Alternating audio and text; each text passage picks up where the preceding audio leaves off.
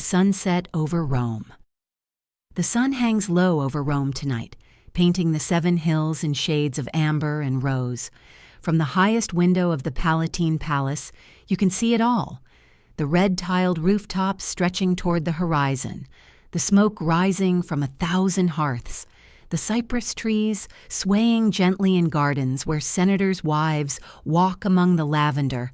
The air carries the scent of bread baking in the subura, mixed with incense from the temples, and something else, something harder to name, the weight of an empire, perhaps, the quiet exhaustion that settles over a city when the day's performance finally ends. It is the year 177 of the Common Era.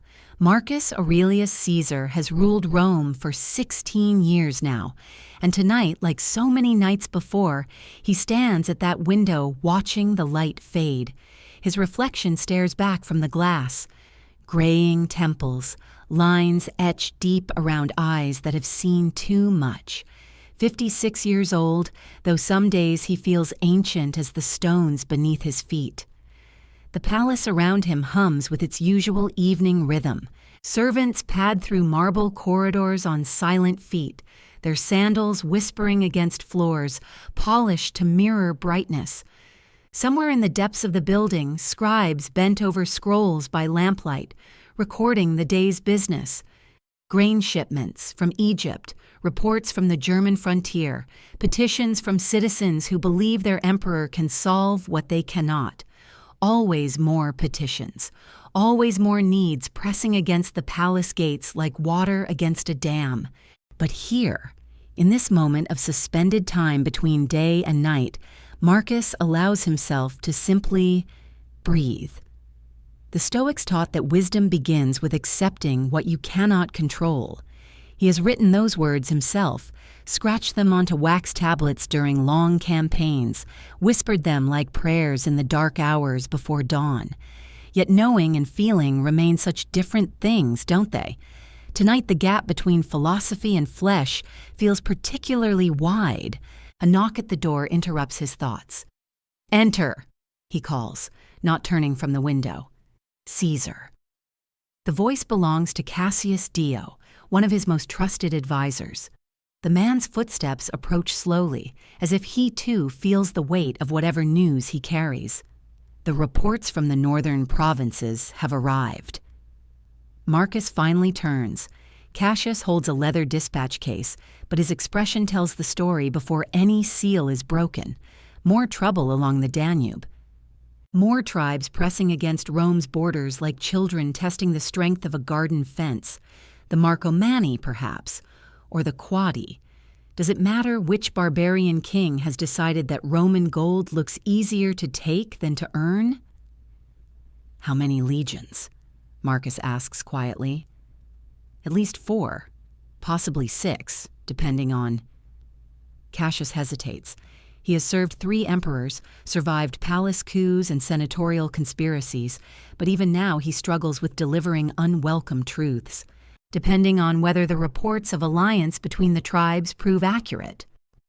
Marcus nods slowly. 6 legions, 30,000 men, pulled from families and farms and workshops across the empire. 30,000 sons who will march north to hold a line drawn in blood and ambition across the map of the world. Some will return, some will not. All will be changed. "We'll review the details tomorrow," he says, "after the morning audiences." Cassius bows and withdraws, leaving Marcus alone again with the dying light. But the spell is broken now. The peaceful moment has cracked like an eggshell, letting in all the sharp edges of imperial reality. He cannot unsee the dispatch case, cannot unknow what morning will demand of him. This is the burden that no philosophy adequately prepared him for. Not the weight of individual suffering, which the Stoics address so eloquently, but the mathematics of empire. How do you weigh 30,000 Roman lives against the safety of 60 million citizens? How do you choose between the young men who will die in Germanic forests and the families they protect by dying there?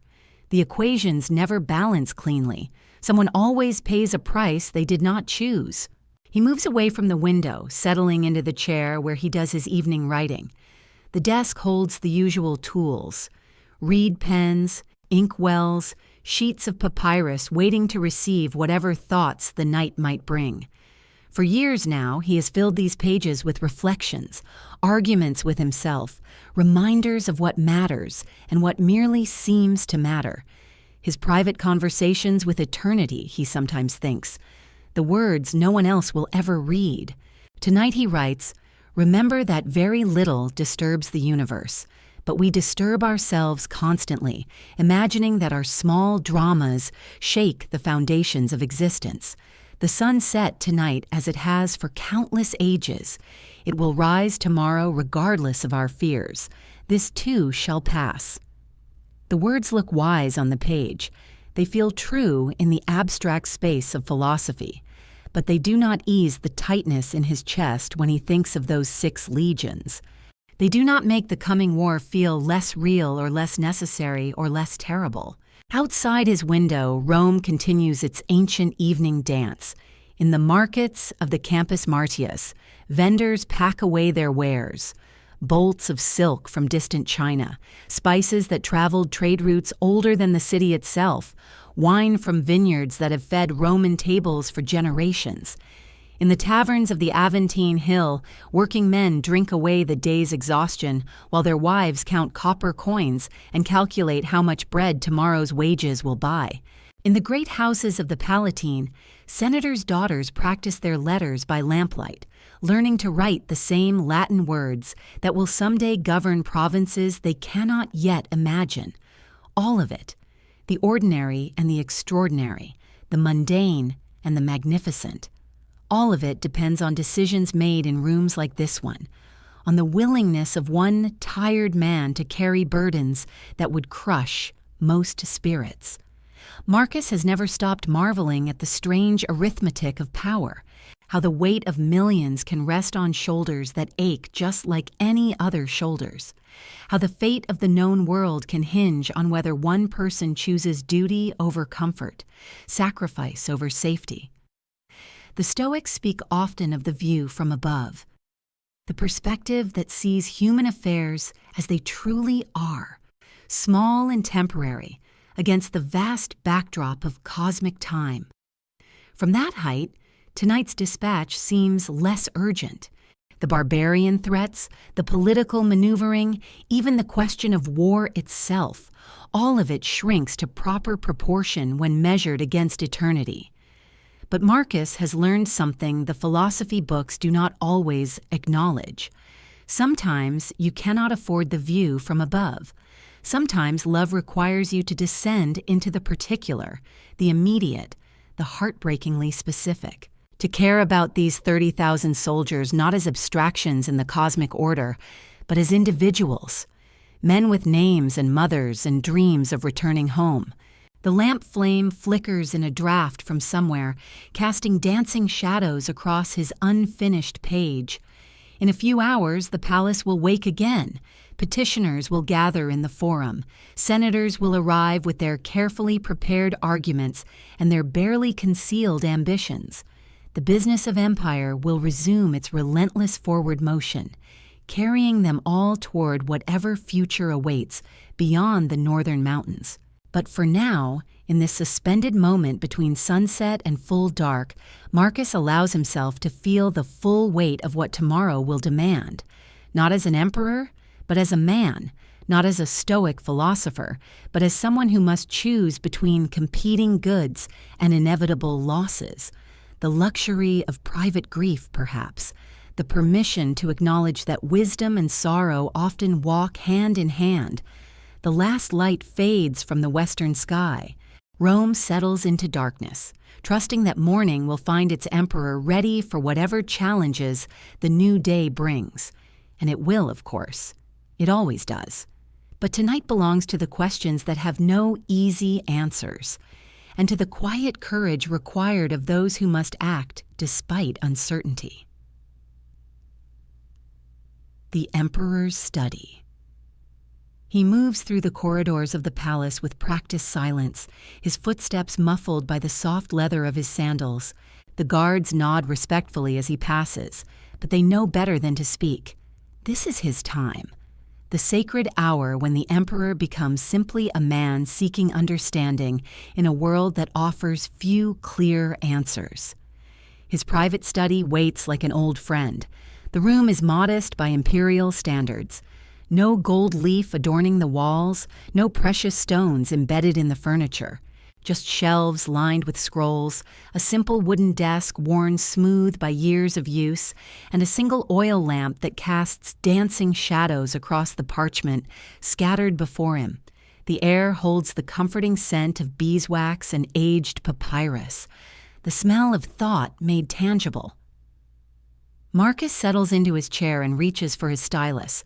The bronze implement feels familiar in his fingers, as natural as a sword once did in his younger days. Before him lies his journal.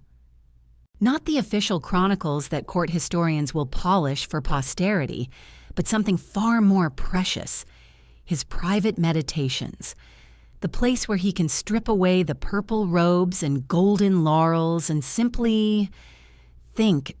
He dips the stylus in ink and begins to write, his hand moving with the steady rhythm of long practice. At dawn, when you have trouble getting out of bed, he inscribes carefully, tell yourself, I have to go to work, as a human being. The words flow from a place deeper than intellect, drawn from the well of daily experience that never seems to run dry. This is where he comes to wrestle with the fundamental questions that plague every thinking person. What does it mean to live well? How do we find peace when the world seems determined to deny it? Tonight, these questions feel particularly urgent. The reports from the northern frontier weigh heavily on his mind, not just the strategic implications, but the human cost. Every legion he sends means fathers who may never return home, mothers who will wait by empty hearths. He pauses, stylus hovering over the parchment. Outside, Rome sleeps under his protection, trusting in his wisdom. But here, in this quiet sanctuary, he can acknowledge the truth that emperors are rarely permitted to speak, that wisdom often means acting despite uncertainty, not because of absolute knowledge. You have power over your mind, not outside events, he writes slowly. Realize this and you will find strength. The words are as much reminder as revelation. How many times has he returned to this simple truth? How many sleepless nights has it carried him through? The lamp flame flickers, casting new patterns on the wall. He thinks of his daughter Lucilla, probably asleep in her chambers, dreaming whatever dreams come to young women on the cusp of womanhood. Soon political necessity will require him to arrange her marriage. Another decision that serves the empire while asking sacrifice from those he loves most. The weight of such choices never lessens, only becomes more familiar. He sets down the stylus and leans back in his chair. The Stoic philosophers speak of virtue as the highest good, of accepting fate while fulfilling duty. But they write their treatises in comfortable schools, not in the blood and marble halls of absolute power. Still, their wisdom holds. Perhaps because it was forged by men who understood suffering, who had learned that external circumstances cannot touch the essential self unless we permit it. Accept the things to which fate binds you, he murmurs to the empty room, and love the people with whom fate brings you together. The words echo softly in the silence. How many rulers throughout history have sat in rooms like this, grappling with the same eternal questions? The thought brings strange comfort, a reminder that his struggles, however unique in their details, spring from the universal human condition. The oil in the lamp burns lower, but he is not ready to surrender this precious solitude. Tomorrow will bring audiences with senators who mistake eloquence for wisdom, generals who see only military solutions to complex problems, advisors who tell him what they think he wants to hear. Tonight, he can simply be a man trying to understand his place in the vast, mysterious order of things. He picks up the stylus again. Waste no more time arguing what a good man should be, he writes. Be one. The instruction is deceptively simple, like most truths worth preserving. It asks everything while promising nothing except the quiet satisfaction that comes from aligning actions with principles. The city beyond his walls holds nearly 1 million souls, each carrying their own hopes and fears, their own struggles with meaning and purpose. Farmers worry about harvests, merchants about profits, mothers about children who cough in the night. He cannot solve their individual problems, but he can strive to create conditions where virtue might flourish, where people have the freedom to pursue their own understanding of the good life. A soft breeze stirs the scrolls on his desk, carrying the faint scent of jasmine from the palace gardens. Even here, in the heart of the empire's power, nature asserts its gentle presence. The reminder pleases him. For all of Rome's grandeur, for all the monuments and aqueducts and roads that will outlast him by centuries, the fundamental rhythms remain unchanged. Seasons turn, flowers bloom, people are born and die and hope and grieve. Remember that very little disturbs the peace of mind of one who has learned to distinguish between what is his and what is not, he writes. The words flowing like water, finding its course. This, perhaps, is the heart of it, learning to hold responsibility lightly while still honoring it completely, to care deeply while accepting that outcomes often lie beyond our control. The lamp flame grows smaller, but the peace in this room seems to deepen with the gathering darkness.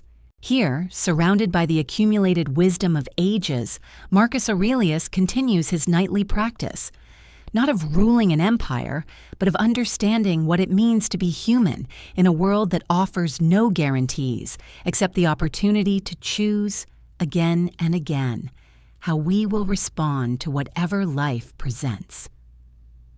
Lifeblood of the Empire. Beyond the palace walls, where philosophy meets the marble floors in whispered contemplation, Rome herself pulses with a different kind of energy. The city never truly sleeps. But as dawn approaches, she begins to stir with the rhythm that has sustained empires. In the great marketplace of the Subura, oil lamps flicker to life before the sun even thinks of rising. The first vendors arrive in darkness, their carts creaking under the weight of tomorrow's abundance. By the time Marcus Aurelius sets down his stylus and considers sleep, the bakers have already been working for hours, their ovens glowing like small suns in the pre-dawn gloom. Listen, can you hear it? The sound of 1,000 small acts of devotion, not to gods or emperors, but to the simple, essential work of keeping life flowing. Gaius the baker kneads his dough with hands that have performed this same motion for 30 years. His father taught him the precise feel of properly worked wheat. His grandfather before that. 3 generations of knowledge pressed into every loaf, every small round of bread that will feed a family, sustain a merchant, fuel a craftsman through another day of creation. The marketplace comes alive like a great organism awakening. Stalls unfold like flowers opening to sunlight, canvas stretched over wooden frames, creating small shelters of commerce and connection. The fruit vendors arrange their offerings with the care of artists. Pyramids of apples from Gaul, their skins still bearing traces of morning dew from orchards hundreds of miles away. Grapes from the hillsides of Campania, each cluster a small miracle of sun and soil and patient tending. Maria, whose weathered hands have sorted grain for more years than she cares to count, runs wheat through her fingers like prayer beads. She can tell by touch alone which fields it came from, which rains nourished it, whether the harvest was blessed with good weather or challenged by storms. Her knowledge is a library written in calluses and intuition, the kind of wisdom that keeps empires fed. The pottery stall gleams with vessels shaped on wheels, turned by feet that have found their rhythm over decades of practice. Each bowl, each amphora, each delicate cup represents hours of patient work. clay pulled from riverbanks, shaped by human hands, fired in kilns that transform earth into something useful, beautiful, lasting. The potter's wife arranges them with pride, not just in their craftsmanship, but in their purpose. These vessels will hold wine for celebrations, water for thirsty travelers, oil for lamps that push back darkness. But it's not just Rome that awakens.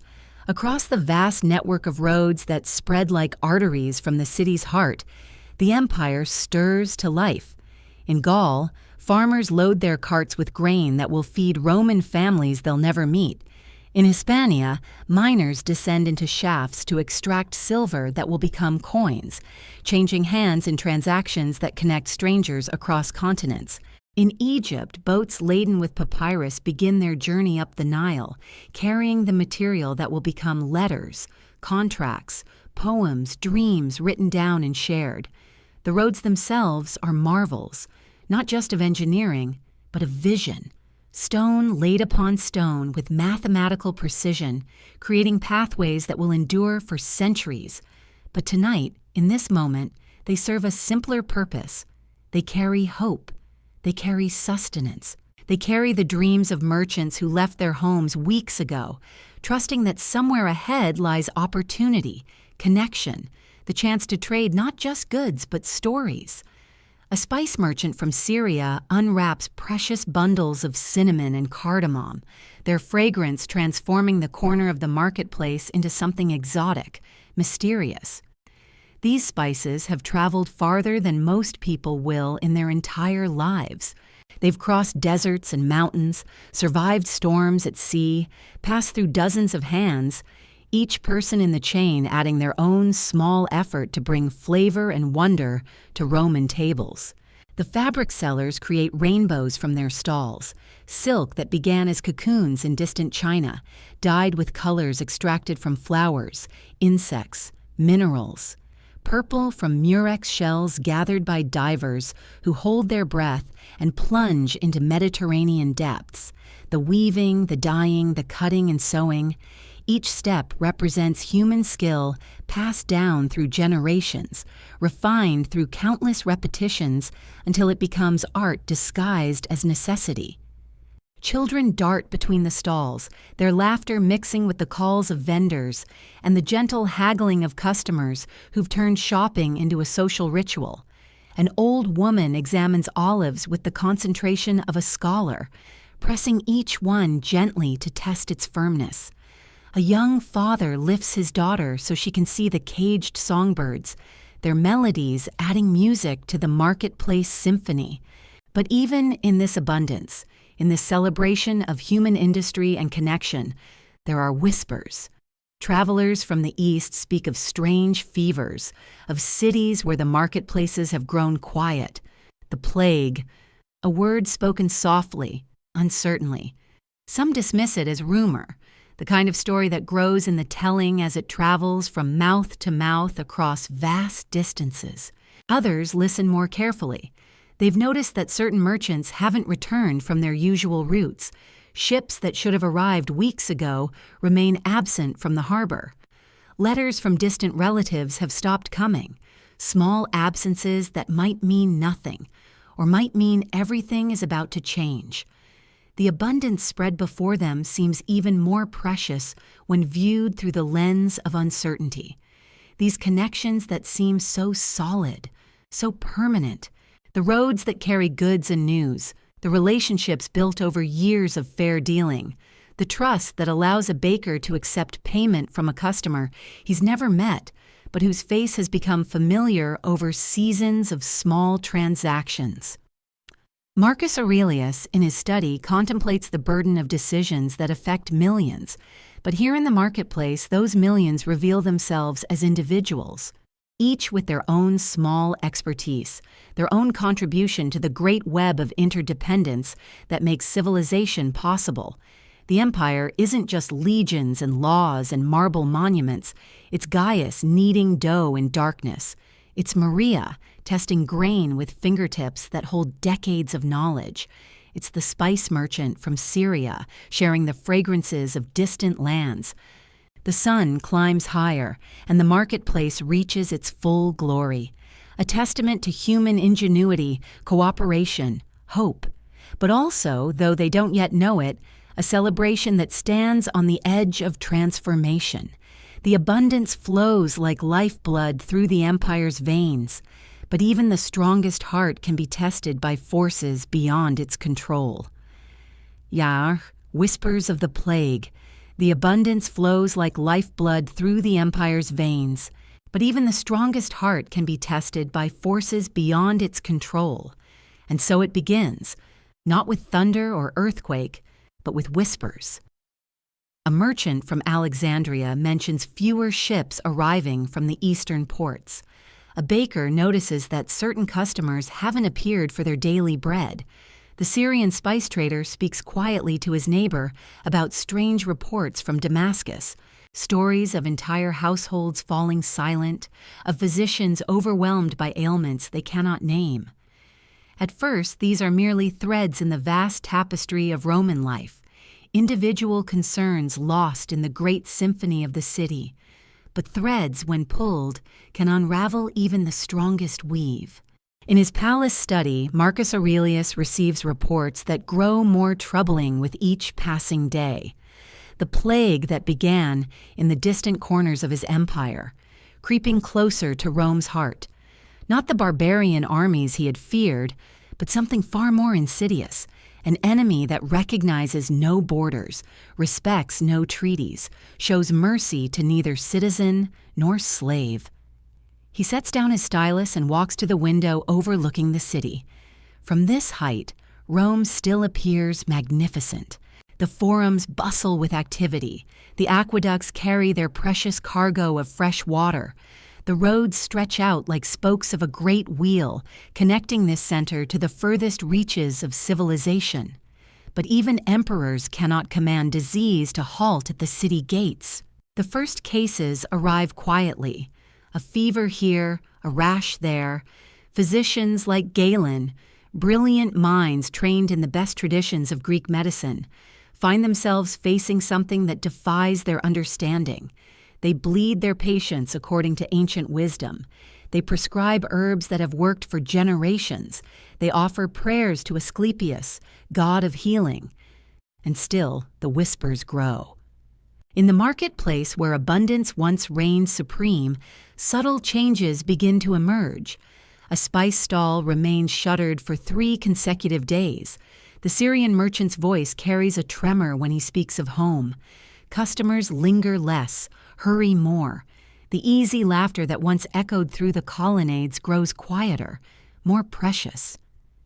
Marcus Aurelius understands that this is not merely a crisis of medicine, but a test of philosophy itself. In his private moments, he returns to his journal, seeking wisdom in the face of the incomprehensible.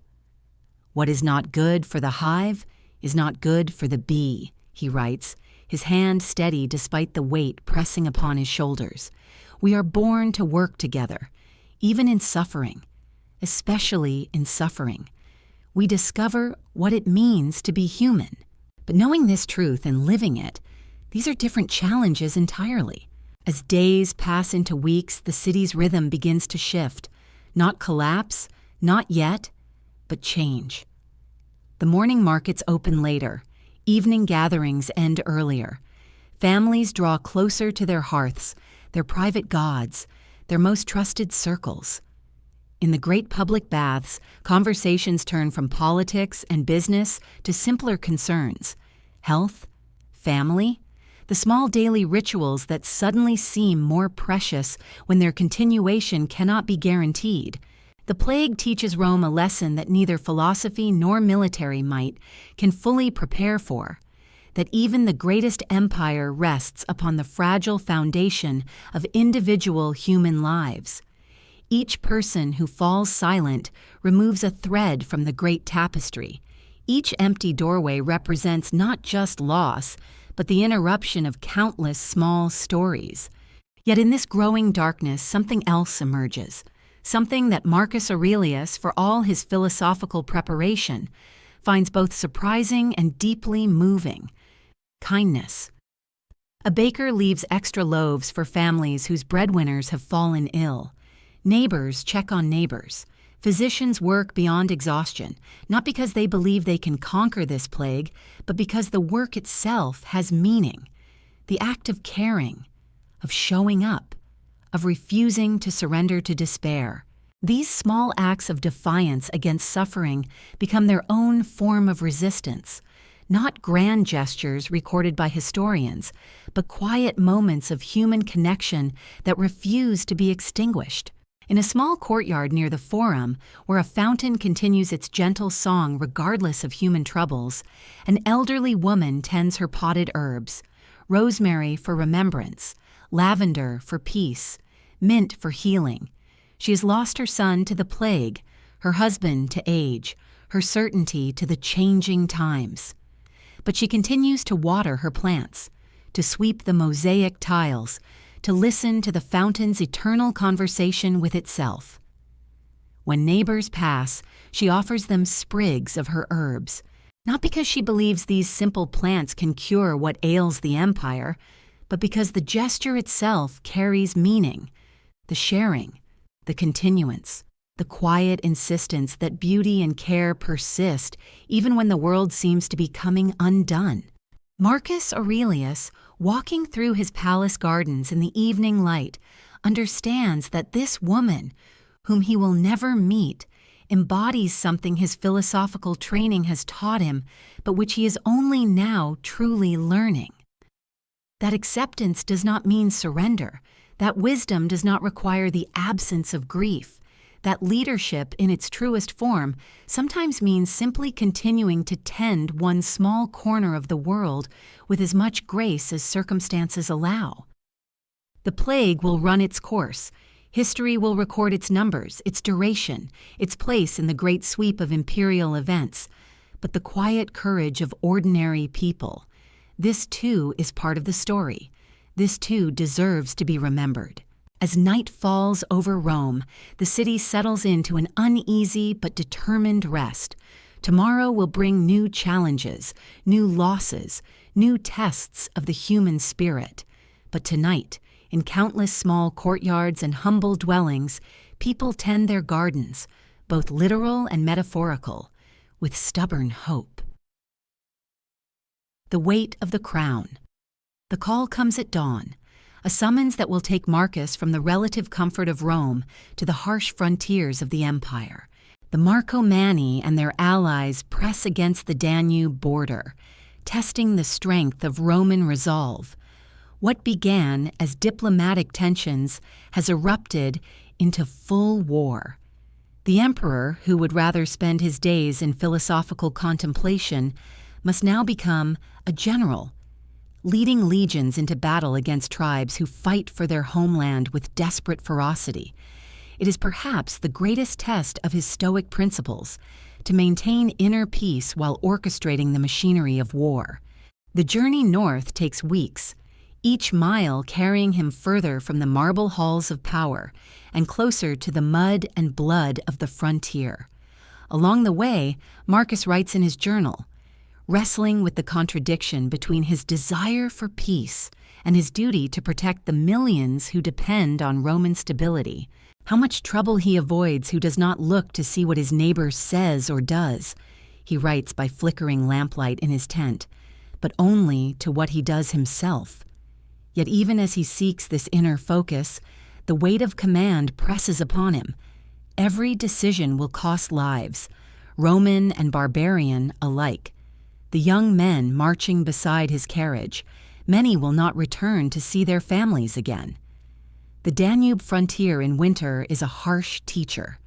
The great river, usually a natural barrier, has frozen solid in places, allowing enemy raiders to cross at will.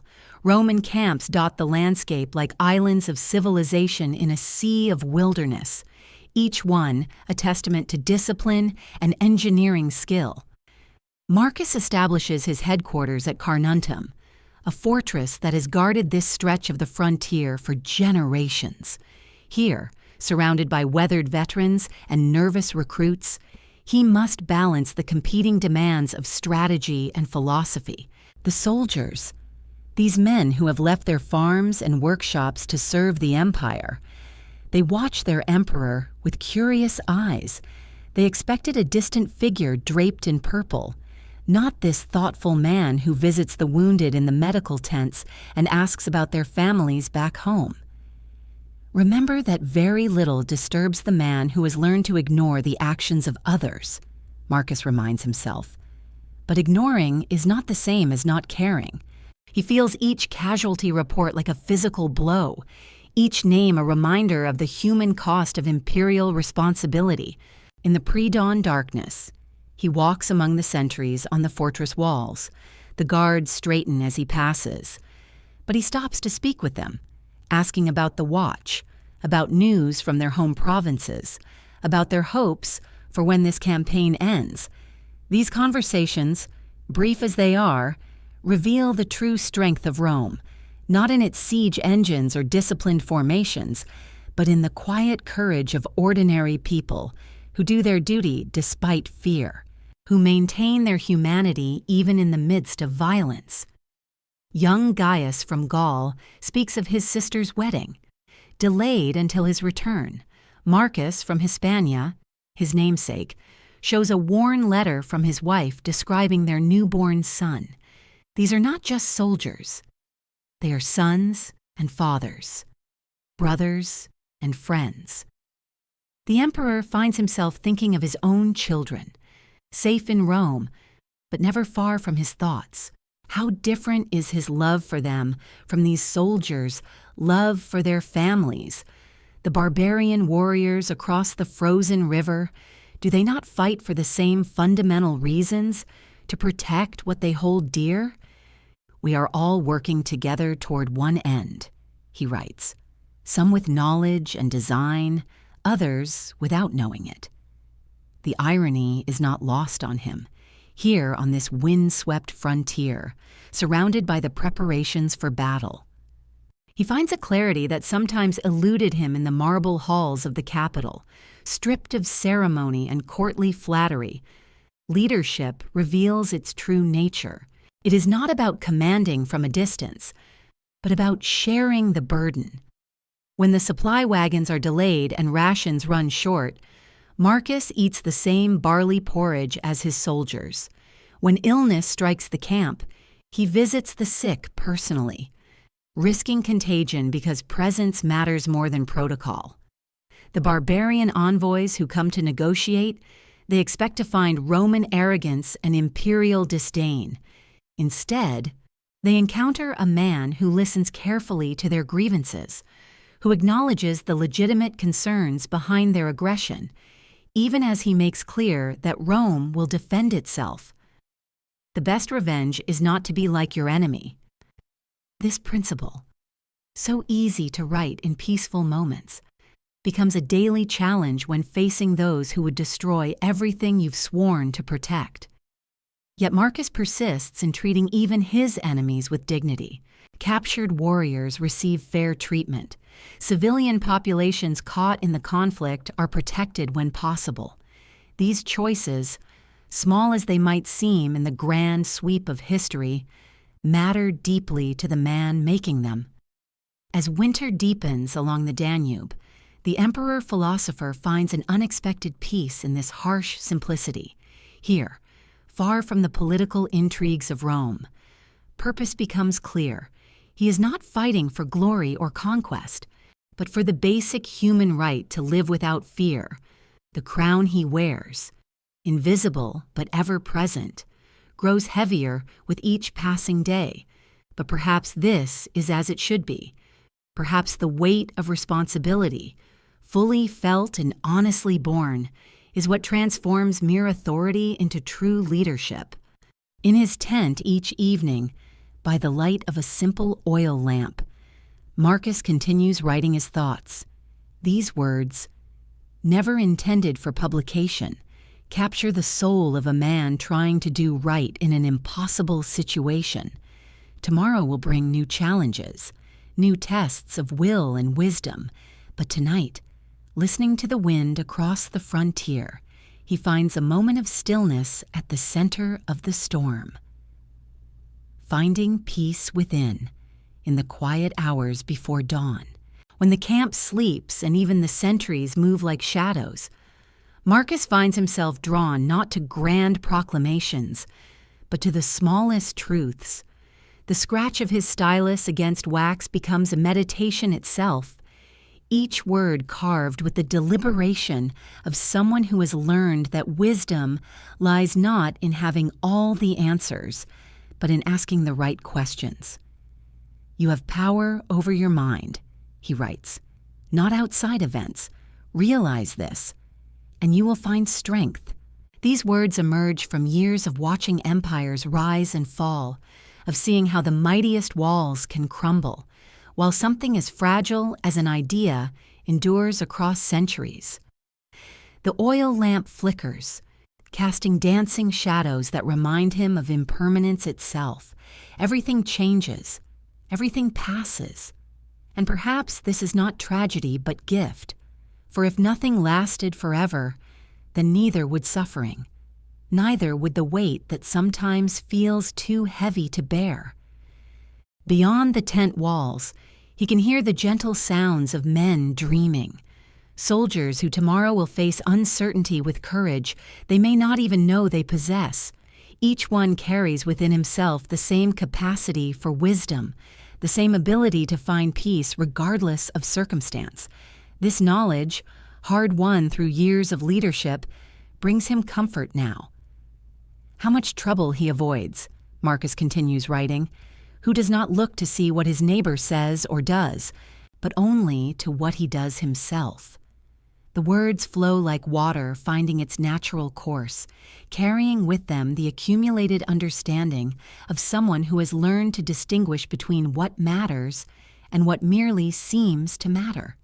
In the distance, far from these frontier struggles, golden wheat fields stretch endlessly under an open sky. A farmer tends his crops with the same devotion Marcus brings to empire, understanding that true wealth lies not in what we accumulate, but in how fully we engage with what is before us. The sun beats down on rich earth, and the air carries the ancient scent of grain and growth, of cycles that continue regardless of human ambition. This farmer knows something emperors sometimes forget, that the most profound victories happen not on battlefields, but in the quiet moments when we choose acceptance over resistance, when we align ourselves with the natural flow of existence rather than fighting against it. "Accept the things to which fate binds you," Marcus writes, his stylus moving with increasing certainty, "and love the people with whom fate associates you." These are not words of resignation, but of recognition. To accept is not to surrender, but to stop wasting energy on battles that cannot be won, so that strength remains for those that can. The wind shifts, bringing with it the scent of distant places, reminding him that this frontier is connected to every other place, that the merchant in Rome's marketplace and the soldier beside his campfire and the farmer in his golden fields are all part of the same vast tapestry. Each thread matters, each contributes to the whole, and understanding this brings a peace that no external circumstance can disturb. "Very little is needed to make a happy life," he continues, the words emerging from some deep well of understanding. "It is all within yourself, in your way of thinking." This is perhaps the most radical idea of all, that happiness depends not on what happens to us, but on how we meet what happens. That freedom exists not in controlling outcomes, but in choosing our response. The lamp burns lower, but Marcus feels no urgency to finish. Time itself has become different here, measured not by the demands of schedule, but by the natural rhythm of thought and reflection. In this space between sleep and waking, between one day and the next, truth reveals itself with startling clarity. He thinks of the plague that still moves through his empire, of the wars that demand his attention, of the 1,000 daily decisions that shape the lives of millions. Once, These responsibilities felt like chains binding him to an impossible fate. Now, he begins to see them differently, as opportunities to practice what he has learned, to embody the principles he has discovered in the crucible of experience.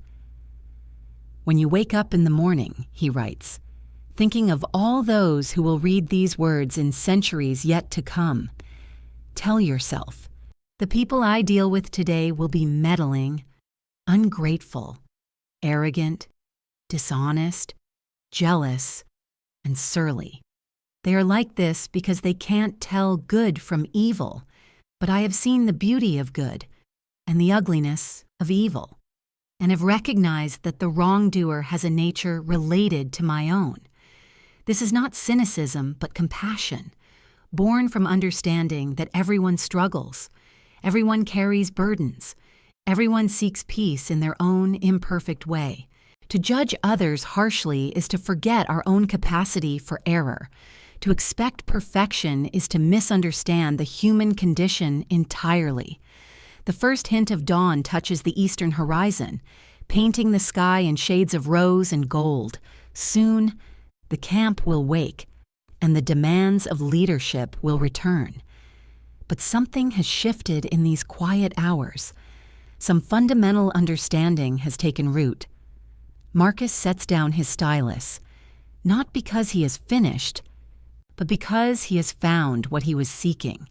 Peace was never something to be achieved, but something to be recognized, something that exists always, waiting patiently beneath the surface of our busiest days, our most challenging moments, our deepest fears. In the growing light, he can see clearly now that the kingdom he truly rules is the one within himself. The unseen hands. And yet, as Marcus contemplates this inner kingdom, he knows it was never his alone to discover. The palace around him, the roads that brought him here, the very parchment beneath his hand, all of it exists because of hands he will never see, voices he will never hear, hearts that beat in rhythm with the great machinery of empire. In chambers far below, scribes work by lamplight, their fingers stained with ink, copying decrees that will travel to distant provinces. They do not seek glory, these keepers of words. Yet without them, the emperor's wisdom would remain trapped within these walls, never reaching the centurion on the Rhine, the magistrate in Gaul, the merchant in Alexandria who needs to know the new trade regulations. Their backs ache, their eyes strain, but still they write, because they understand something profound about service, that the smallest acts, performed with care, can hold an empire together. Beyond the palace gates, along the great roads that stretch like arteries across the known world, other unseen hands continue their quiet work. The Appian Way, that marvel of stone and engineering, did not build itself. Thousands of workers, many of them slaves, many of them forgotten, carried each stone, leveled each mile, their sweat mixing with the mortar that would outlast their names. Tonight, a lone traveler walks that ancient path, his sandals finding purchase on stones laid by hands that turned to dust centuries ago. Yet still they carry him forward, still they serve. This is the mystery Marcus has been circling in his meditations, this recognition that we are never truly alone in our struggles. Every breath we take, every thought we think, every moment of peace we find is supported by an invisible network of human effort, stretching back through time, reaching forward into futures we will never see. The baker who rises before dawn, so that bread might be ready when the market opens. The aqueduct keeper who walks the channels, ensuring water flows clean and pure to the city below. The night watchman who tends his flame, holding back darkness while others sleep. None of them appear in the histories that will be written, yet without them, There would be no history at all, no emperors to remember, no empire to celebrate, no civilization to preserve. Marcus thinks of his own teachers, Epictetus, who was born a slave yet became one of philosophy's greatest voices, Antoninus Pius, his adoptive father, who showed him that true authority lies in service, not domination. Even they, giants in his mind, were shaped by countless others whose names are lost. Parents who sacrificed, friends who listened, strangers who showed unexpected kindness. This understanding brings him not humility exactly, but something deeper, a recognition of his place in the great web of existence. He is emperor? Yes, but he is also, like every person who has ever lived, dependent on the generosity of others, the recipient of gifts he can never fully repay. The wool in his cloak, spun by hands in some distant village, the oil in his lamp, pressed from olives, tended by farmers he will never meet, the very air he breathes, cleaned by forests he has never seen, by processes he barely understands. How many people, Marcus wonders, contributed to this single moment of insight? How many small acts of service? How many quiet sacrifices? How many invisible labors made it possible for him to sit here in peace, understanding at last that peace was always here, waiting to be recognized? The empire will not last forever. This too he knows. The roads will crumble. The aqueducts will fail. The palace walls will fall to ruin. But something will persist, something that cannot be conquered or destroyed, the human capacity for service, for care, for the quiet heroism of simply showing up day after day, doing what needs to be done. In the growing light, Marcus sees them all, the unseen multitudes whose hands built this moment, whose hearts made this peace possible. The scribes and the road builders, the bakers and the watchmen, the teachers and the students, the parents and the children, all of them connected, all of them essential, all of them deserving of gratitude. He picks up his stylus once more, not to write of conquest or glory, but to record this simple truth that we are held always by hands we cannot see, that we are loved always by hearts we may never know, that we are part of something larger than ourselves, something that began before we arrived and will continue long after we are gone.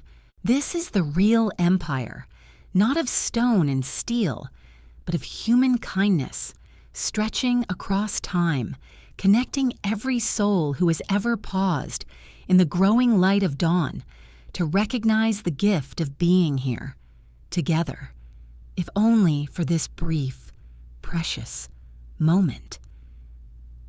A quiet legacy.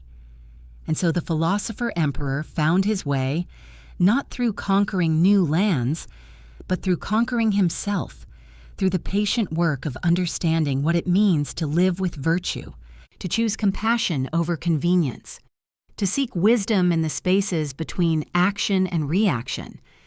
The legacy he left was not carved in marble monuments, though those too would crumble with time, but written in the quiet moments when someone chooses kindness over cruelty, when a leader serves rather than commands, when a soul finds peace not in having everything, but in wanting nothing more than what this moment offers. In the bathhouses of Rome, steam rises like prayers, carrying the conversations of citizens who will never know the emperor's name, yet who live by principles he spent his life discovering, that we are all connected, that suffering shared becomes bearable, that joy multiplied becomes infinite, that the true measure of a life is not in its length, but in its depth of understanding. The water reflects faces of every station, merchant and slave, mother and child, each seeking the same simple comfort, the warmth that comes not from heated pools, but from recognizing ourselves in one another, from knowing that beneath all our differences, we share the same fundamental longing to matter, to belong, to leave something beautiful behind. Marcus knew this as he wrote his final meditations, that immortality is not found in statues or stories, but in the transmission of wisdom from one heart to another, in the teacher who plants seeds of patience, in the parent who models acceptance, in the friend who offers presence without judgment, in all the ways we pass along what we have learned about being human. The moonlight falls across the 7 hills now, silver threads weaving through streets where philosophers once walked, where merchants once haggled, where children once played games whose rules are forgotten, yet the laughter echoes still, in every child who discovers wonder, in every adult who remembers how to see with fresh eyes. This is how empires truly endure, not through conquest but through cultivation, not through force but through the gentle persistence of ideas that serve life, that honor the dignity in every soul, that recognize the sacred in the ordinary, that find the eternal in the temporary dance of days and seasons. And perhaps this is what the tired soul needs to remember, as another day settles into memory, that she too is part of this ancient conversation, this ongoing experiment in learning how to love well, how to serve wisely, how to accept what cannot be changed while changing what can be transformed through patient attention. Her struggles are not hers alone. They echo in every generation, in every heart that has wondered if it matters, if the small acts of care go noticed, if the quiet victories count, and the answer whispers back across centuries, yes, always yes. Every moment of choosing love over fear, every instance of offering grace instead of judgment, every breath taken in service of something larger than the self. The bathhouse empties now, but the warmth remains, in the stones that hold heat, in the hearts that carry memories of connection, in the understanding that we are never truly alone, that we are held by an invisible network of care, supported by the accumulated wisdom of all who came before, all who chose compassion over indifference, presence over absence, hope over despair. So let the mind rest now. Let the body sink into the comfort of knowing it has done enough today. Let the spirit float on the understanding that it is part of something magnificent and ongoing, something that began in the first moment consciousness recognized itself in another, and will continue as long as hearts remember how to see the light that lives in every soul, how to tend the flame that connects us all, how to trust in the quiet legacy we leave simply by choosing, again and again, to love this strange and beautiful world, to serve this mysterious gift of being alive, to rest in the certainty that we are held, always held, by the infinite tenderness that moves through all things, bringing us home to ourselves, bringing us home to each other, bringing us home